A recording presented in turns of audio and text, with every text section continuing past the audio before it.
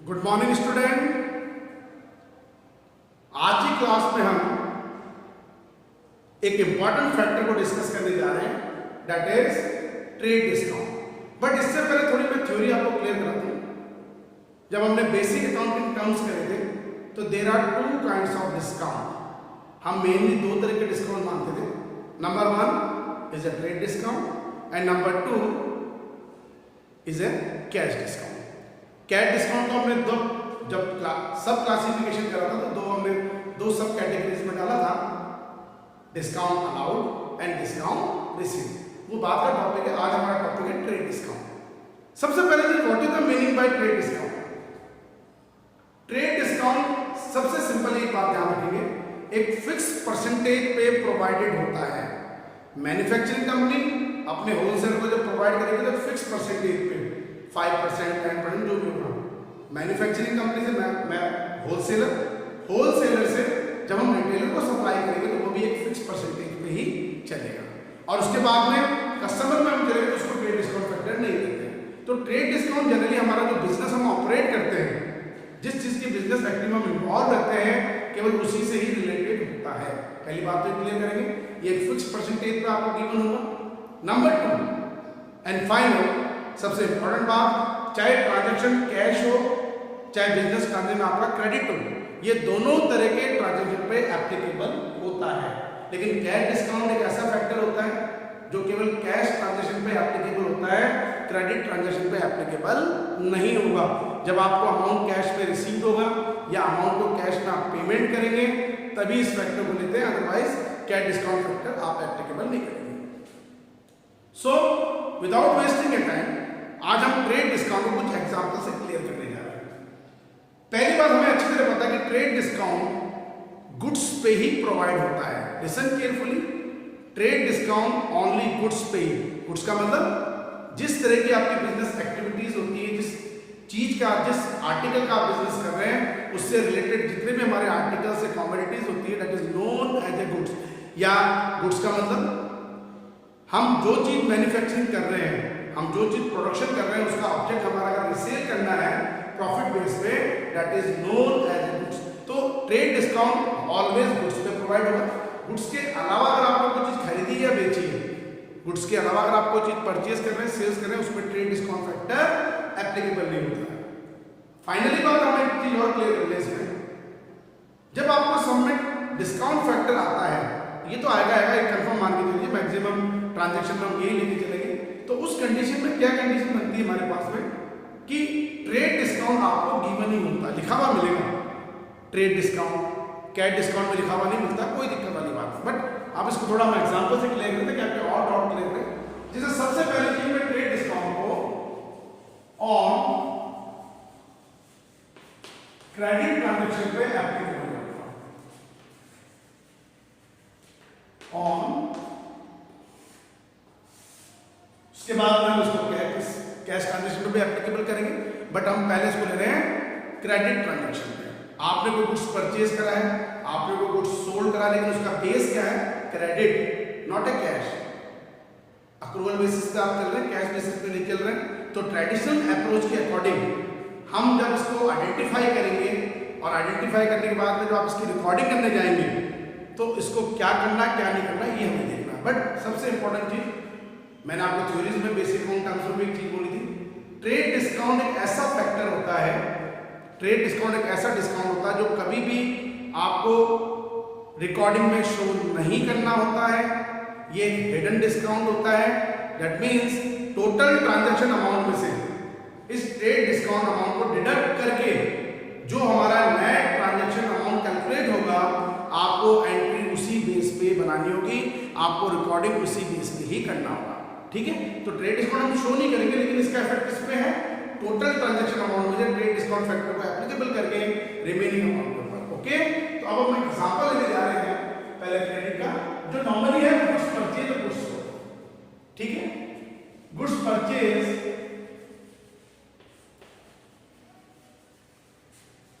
From Ram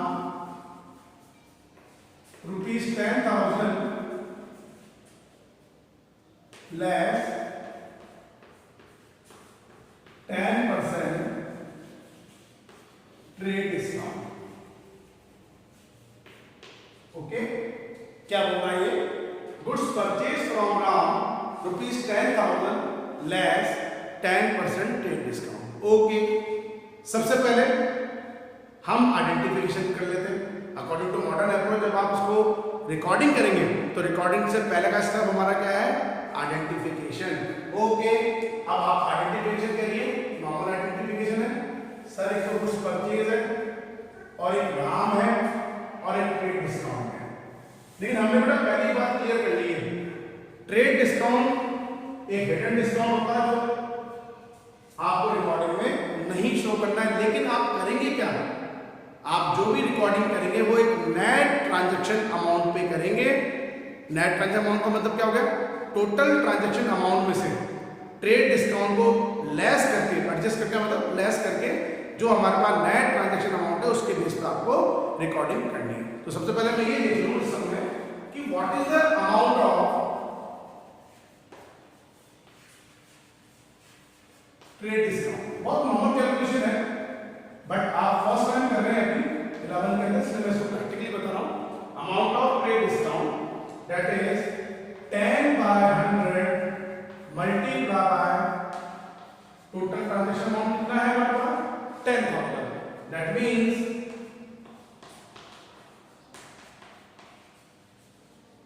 ₹1,000। Okay sir, 1,000 trade discount. That means अब जो भी मैं रिकॉर्डिंग करूंगा वो ₹10,000 में रिकॉर्डिंग नहीं करूंगा, ट्रेड डिस्काउंट को लेस करके जो मेरा नेट ट्रांजैक्शन अमाउंट आएगा दैट इज 10 - 1 इक्वल्स टू 9,000। तो मेरी जो रिकॉर्डिंग करने का जो अमाउंट होगा आफ्टर डिडक्टिंग ट्रेड डिस्काउंट 9,000 चलेगा। अब आप इसको आइडेंटिफाई कर लीजिए कि सर मैं अब आइडेंटिफाई कर रहा हूं कि मेरे दो अकाउंट्स में इफेक्ट हो रहे हैं, तो वो किस नेचर के हैं? रियल है, नॉमिनल है, पर्सनल है, और अकॉर्डिंग टू रूल्स जिसको हम गोल्डन रूल्स भी बोलते हैं, हमें इसको डेबिट करना है, क्रेडिट करना है। अब वही condition, goods purchase is real account as well as nominal account. ठीक है, goods purchase goods sold real account भी बन सकता है क्योंकि आपके पास आर्टिकल आ रहा है जा रहा है कॉमोडिटी के बेस पे, और आप उसको पार्ट ऑफ एक्सपेंसेस और सोर्सेज ऑफ इनकम के बेस पे नॉमिनल भी मान सकते हैं। तो एक तो ये हो गया। दूसरा राम इज पर्सनल। अब वही रूल हम फॉलो करें। रियल अकाउंट में गुड्स परचेज अगर मैं कर रहा हूं तो डेबिट टुवर्ड्स कमिंग, मेरे पास गुड्स आ रहा है तो मैं इसको रियल अकाउंट के बेस पे करूंगा डेबिट। अगर मैं नॉमिनल के बेस पे भी चलूंगा बेटा तो वही कंडीशन आ गई हमारे पास में कि अगर मैं नॉमिनल के बेस पे चलूंगा तो goods purchase it is a part of expenses. आपका ये एक्सपेंसेस का पार्ट है तो भी आप क्या करेंगे? All the expenses losses are debit. Nominal के according all the expenses losses are debit. Number 2, अब दो अभी भी नॉर्मल बात है बेटा, जब किसी भी ट्रांजैक्शन में दो ही अकाउंट इफेक्ट करते हैं तो जब आपने एक को क्लासिफाई कर लिया कि ये तो डेबिट होगा सर, आइडेंटिफाई कर लिया डेबिट होगा, तो नेचुरली दूसरा क्या होना चाहिए बेटा? क्रेडिट। तो वही अगर पर्सनल अकाउंट की बात करो तो मुझे पता है क्रेडिट होगा, लेकिन किस भी आपका गुड्स परचेज फ्रॉम राम, आपने राम से गुड्स परचेज करा तो Ram is a personal account, either he is a receiver और गिवर। तो जब मैं राम से कुछ परचेज करूंगा तो राम मेरे गिवर का काम करेगा, ही इज ए गिवर, वो मेरे गिवर है। अब आप इसको क्रेडिट। तो जब मैं इसकी आइडेंटिफिकेशन करने के बाद में जब इसकी रिकॉर्डिंग करूंगा एक सिस्टमेटिक मैनर में, वो हमारा आगे क्या बात है, पहले सबसे पहला स्टेप है आइडेंटिफिकेशन करना। अगर आपने आइडेंटिफिकेशन सही कर लिया तो बेटा आगे के स्टेप में आपसे कोई प्रॉब्लम आएगी ही नहीं, क्योंकि सिस्टमेटिक मैनर में इसको रिप्रेजेंट करना बहुत ईजी काम होता है। एक फॉर्मेट हमारे पास होगा, वो हमको फॉलो करना अकॉर्डिंग टू ट्रेडिशनल अप्रोच। हमारे पास फॉर्मेट क्या है, वो एक नॉर्मल बात है, लेकिन सबसे पहले ये चीज आइडेंटिफाई कीजिए कि ये डेबिट होना चाहिए कि क्रेडिट होना चाहिए। कोई भी बिजनेस ट्रांजैक्शन है उसमें कितने अकाउंट एटलीस्ट इफेक्ट करने बेटा, मैं अभी भी एक बात बोल रहा हूं, चाहे कितना भी बड़ा ट्रांजैक्शन कीजिए, क्या कितना भी छोटा ट्रांजैक्शन कीजिए, एटलीस्ट 2 अकाउंट को इफेक्ट करते ही करते हैं। 3 भी हो सकते हैं, 4 भी हो सकते हैं, but according to double entry system debit और क्रेडिट अगर हो रहे हैं आपके तो वो इक्वल अमाउंट पे ही होंगे, वो कभी भी अनइक्वल अमाउंट पे नहीं चलेगी। इसका मतलब आपने कहीं ना कहीं डेबिट और क्रेडिट का अमाउंट अगर मैच नहीं कर रहा है, दैट मीन्स हमने कहीं ना कहीं या तो कैलकुलेशन मिस्टेक करी है या हमने कुछ रूल्स एंड रेगुलेशन को फॉलो इग्नोर कर दिया, फॉलो नहीं करा है। आप दोबारा से अपने ट्रांजेक्शन को चेक करेंगे, आइडेंटिफाई करेंगे ताकि क्लियर करके चले। ठीक है, ये होगा। लेकिन हमारे को बेस मैटर क्या होगा इस समय, अगर मैं इस एग्जांपल की बात करूं, इस एग्जांपल में बेस हो गया मेरा कि मैं ट्रेड डिस्काउंट को एंट्री में शो नहीं करूंगा, मैं ट्रेड डिस्काउंट को रिकॉर्डिंग में शो नहीं करूंगा, it is a hidden discount. लेकिन मेरी ट्रांजैक्शन जो मैं इसको जब रिकॉर्डिंग करूंगा इस बिजनेस ट्रांजैक्शन की, तो मैं 10,000 पे रिकॉर्ड नहीं करूंगा, नेट ट्रांजैक्शन अमाउंट मतलब कि 9,000 पे इसकी रिकॉर्डिंग होगी। अब वो डेबिट में है, क्रेडिट में आप कर रहे हो, इक्वली होगी। अब आपको ये भी पता है कि जितना अमाउंट हमारा डेबिट साइड को रिप्रेजेंट करेगा उतना ही अमाउंट हमारा क्रेडिट साइड को भी रिप्रेजेंट करना चाहिए। वो डेबिट भी 9,000 होगा, क्रेडिट भी 9,000 हो गया, वैसा तो पता लग गया सर, डेबिट 9,000 गुड्स परचेज और क्रेडिट प्राप्त 9,000। लेकिन इसको सिस्टमेटिक मैनर में जब आप रिप्रेजेंट करेंगे तो कैसे करेंगे बेटा, वो आगे की बात है। ठीक है, तो एक एग्जांपल हमने अभी क्रेडिट ट्रांजैक्शन का जो लिया है वो लिया है गुड्स परचेज। अब इसका एक अपोजिट और कर लेते हैं, that is goods sold. Goods sold to Ramesh, अब एक वर्ड में यूज करूंगा list price, list price of 20,000, list price of rupees 20,000 less 5% trade discount. Okay, एक परचेज का हमने करा, क्रेडिट ट्रांजैक्शन पे यहाँ पे हम एक सेल्स का भी कर लेते हैं ताकि दोनों तरह के डाउट क्लियर हो जाए। फिर उसके बाद मैं आपको कैश का बताऊंगा, कैश ट्रांजैक्शन। ठीक है, तो goods sold to Ramesh, list price of 20,000 less 5% trade discount. सबसे पहले तो आइडेंटिफिकेशन,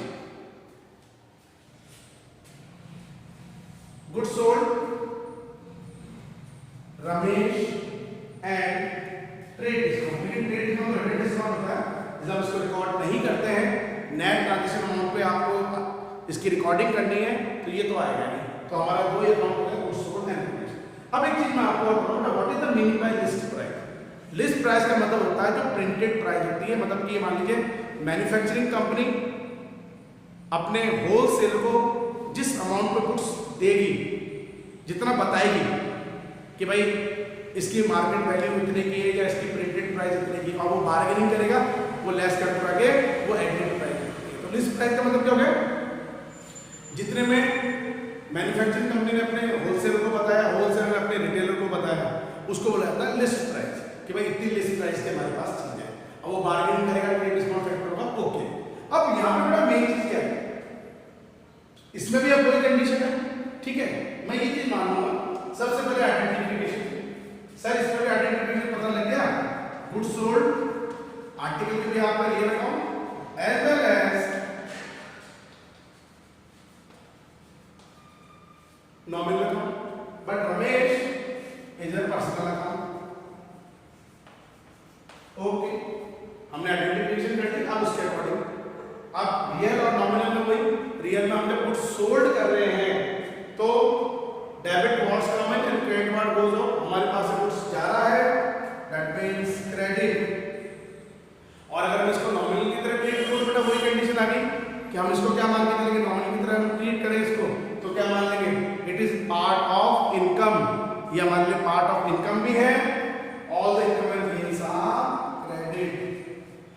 अब ये अगर क्रेडिट है और दो अकाउंट हमारे इफेक्ट कर रहे हैं तो नेचुरली है ये डेबिट होगा। और वैसे रूल देख लीजिए पर्सनल अकाउंट का रूल, मैं बार बार इसलिए बोलता हूं बेटा आपको याद हो जाए, receiver is a debit and giver is a credit. तो यहाँ रमेश हमारे लिए रिसीवर हो गया है, हमने उसको गुड्स सोल्ड करा है तो वो हमारे पॉइंट ऑफ व्यू से रिसीवर है, तो रिसीवर इज अ डेबिट, हमने उसको डेबिट। बट अब सबसे मेन बात हुई आइडेंटिफाई करने के बाद में रिकॉर्डिंग आप कर लेंगे, लेकिन जब मैं इसकी रिकॉर्डिंग करूंगा तो नेट ट्रांजैक्शन अमाउंट पे रिकॉर्डिंग करूंगा। और वो नेट ट्रांजैक्शन कैसे कैलकुलेट कर रहे हैं, वही तो वही सेम चीज है। पहले आपने कैलकुलेट कर लिया amount of trade discount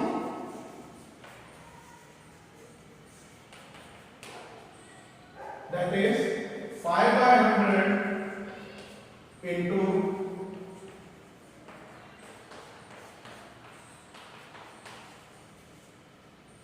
that is rupees 1000. That means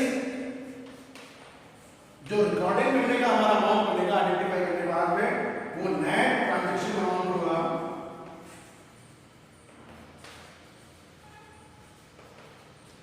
20 minus 1 equals to 19,000. तो जो भी हमारा अमाउंट आएगा वो 19,000 के बेस पे आपको कैलकुलेट, मतलब जो भी आप आइडेंटिफाई करने के बाद रिकॉर्डिंग करेंगे वो हमारे 19,000 पे आएगी। ठीक है, तो ये था हमारा क्रेडिट डिस्काउंट किस कंडीशन में, ऑन क्रेडिट ट्रांजैक्शन के ऊपर। नंबर 2, अब हम उसको करने जा रहे हैं कैश ट्रांजैक्शन पे। Okay,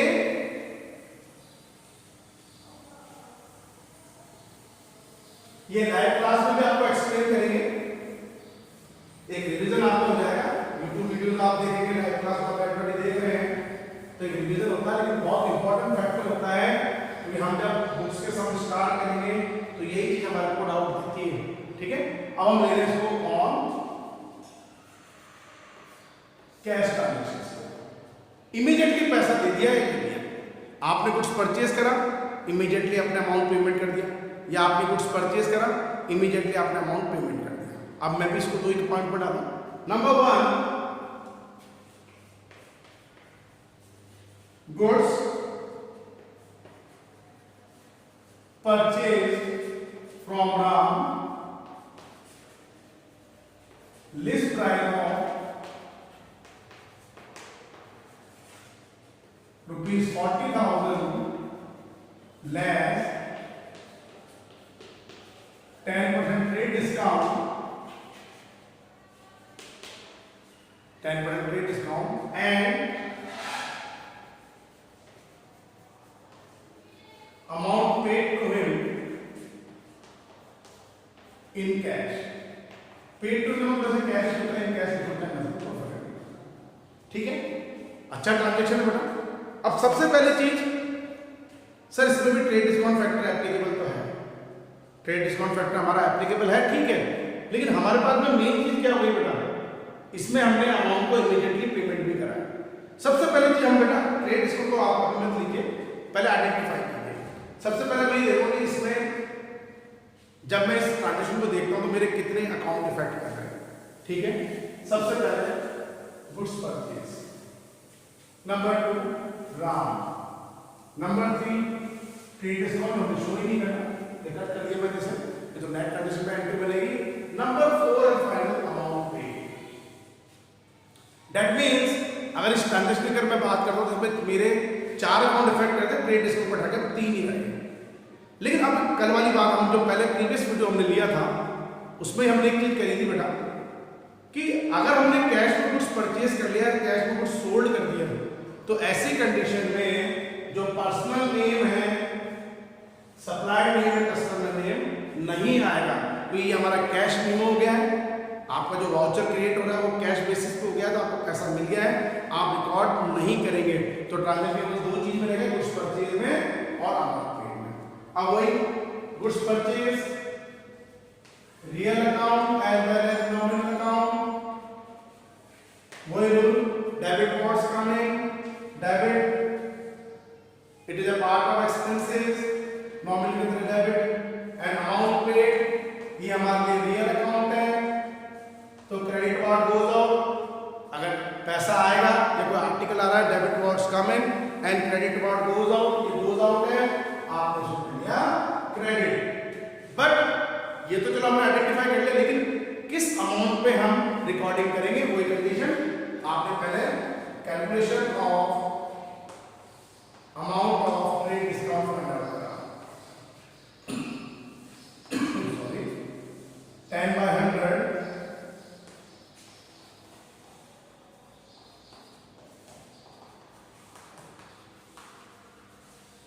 rupees 4,000। दैट मीन्स जो मेरा नेट ट्रांजैक्शन अमाउंट रह जाएगा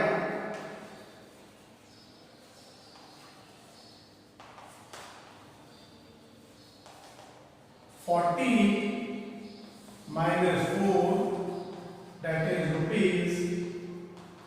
₹36,000। तो जो भी मैं आइडेंटिफाई करने के बाद में रिकॉर्डिंग करूंगा तो 36,000 पे रिकॉर्डिंग करूंगा, जिसमें हमें पता है ट्रेडिशनल अप्रोच के अकॉर्डिंग 2 अकाउंट इफेक्ट हो रहे थे, डेबिट मुझे करना है और एक मुझे क्रेडिट करना है। ओके, अब लास्ट और फाइनल आज की क्लास में हम इसको सेल्स में ले रहे हैं। Goods sold to Mohan, list price of 10,000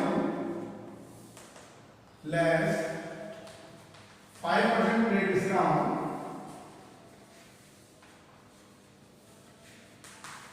and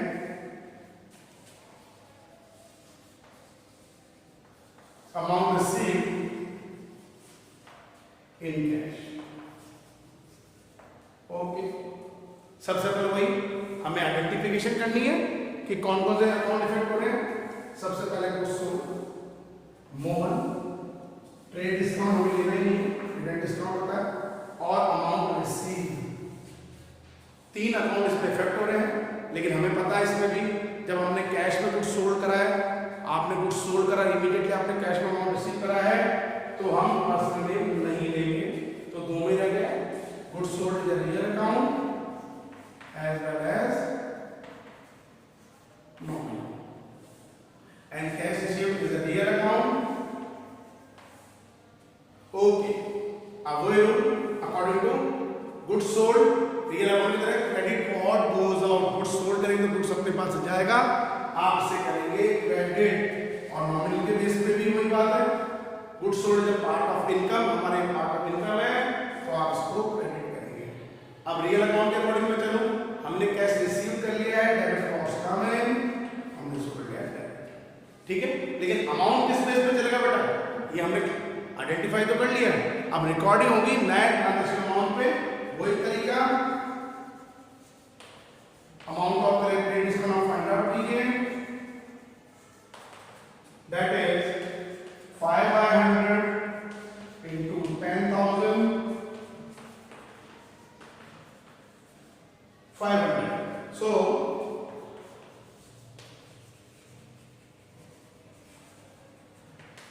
net transaction amount is 10 minus 500 equals to 9,500। Okay, तो आज की क्लास में हमने एक इंपॉर्टेंट फैक्टर को डिस्कस करा है with example, that is trade discount. फिर भी बेटा अगर डाउट्स हैं आपके, तो डाउट रहते हैं, आप हमें कॉल कर सकते हैं, पूछ सकते हैं, ये बहुत इंपॉर्टेंट फैक्टर रहेगा। जब हम बिल्कुल सिस्टमेटिक तरीके से एंट्रीज वगैरह करेंगे तो बहुत इंपॉर्टेंट टॉपिक आपका चलेगा, और ये गलतियां नहीं होनी चाहिए, क्योंकि ट्रेड डिस्काउंट एक हिडन डिस्काउंट होता है जो एंट्री रिकॉर्ड नहीं करेंगे। तो आज की क्लास में मैं इतना ही बताऊंगा आपको, ये लाइव क्लास में भी हमारा होगा, या लाइव क्लास में भी आप देख चुके होंगे, कोई बड़ी प्रॉब्लम नहीं है, बट इंपॉर्टेंट फैक्टर है, इसको क्लियर करना जरूरी है। ओके, तो आज की क्लास ओवर करने से पहले thank you, have a nice day. आप घर पे रहिए, सुरक्षित रहिए, और रेगुलरली अपनी स्टडी को घर से ही अपने पढ़ते रहिए। कोई भी डाउट अगर आपके आते हैं तो हमसे डिस्कस आप लोग कर सकते हैं।